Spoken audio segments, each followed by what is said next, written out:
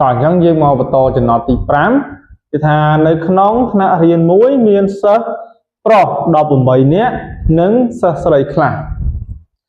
បើសិស្សម្នាក់ទទួលបានសៀវភៅលំហាត់2ក្បាលហើយសៀវភៅលំហាត់ដែលទិញទាំងអស់មានចំនួន76ក្បាលគេឲ្យយើងរើសចំនួនសិស្សស្រីឥឡូវយើងមើលប្រាប់ឡើងវិញអញ្ចឹងគេថាមានសិស្សប្រុស18នាក់និងសិស្សស្រីខ្លះសិស្សស្រីខ្លះដឹងប៉ុន្មានទេប៉ុន្តែដឹងមានសិស្សប្រុស18នាក់បន្ទាប់មកគេថាទាំងសិស្សប្រុសនិងសិស្សស្រីខ្លះនោះសរុបចូលគ្នានេះគេចែកសៀវភៅម្នាក់ឲ្យ2ក្បាលដល់ពេលចែកឲ្យម្នាក់2ក្បាលចែកបានគ្រប់គ្នា2ក្បាលទៅគឺអស់សៀវភៅ76ក្បាលអញ្ចឹងគេឲ្យយើងរើសសិស្សស្រីតោះយើងរើសបានតាមណាអញ្ចឹងយើងរើសមក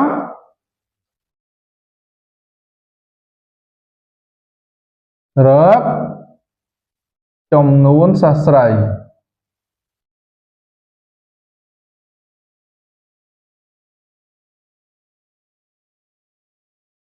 បាទអញ្ចឹងលេខបែបនេះគឺយើងត្រូវតាំងសិន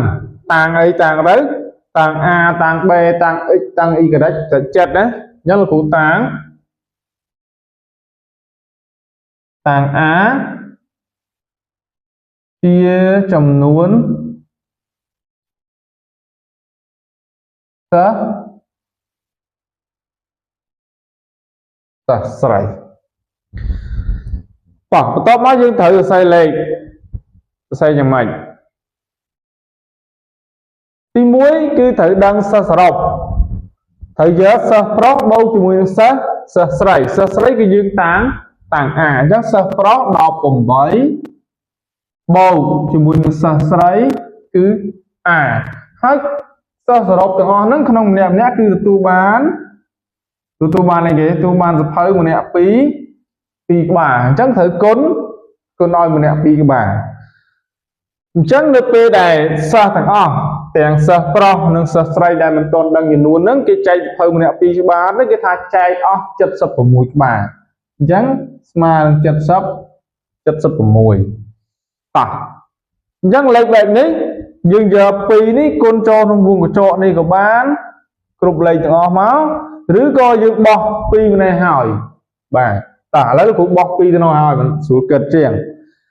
ចឹងនេះគ្រូសេរដែរ18បូកនឹង A នៅពេលយើងបោះ2ទៅនោះអញ្ចឹង2នេះគុណដល់ពេលយើងបោះមកអង្គទី2ទៅជា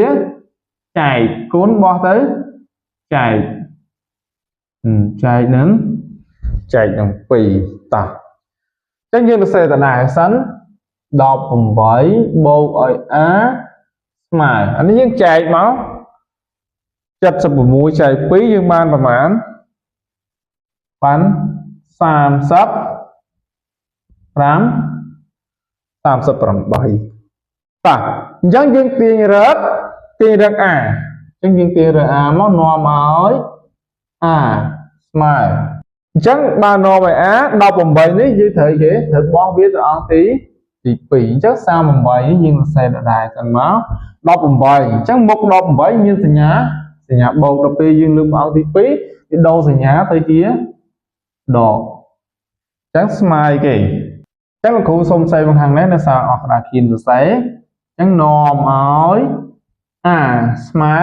38ដល់18នៅសល់មក20នាក់បាទអញ្ចឹងយើងឆ្លើយថាមកចំនួនសិស្សស្រីមាន20នាក់អញ្ចឹងដាក់មកឆ្លើយថា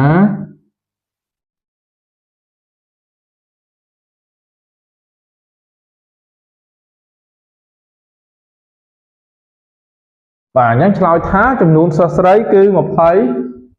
នាក់បាទអញ្ចឹងចំណុចទី5របស់យើងគឺចប់ប៉ុណ្ណេះ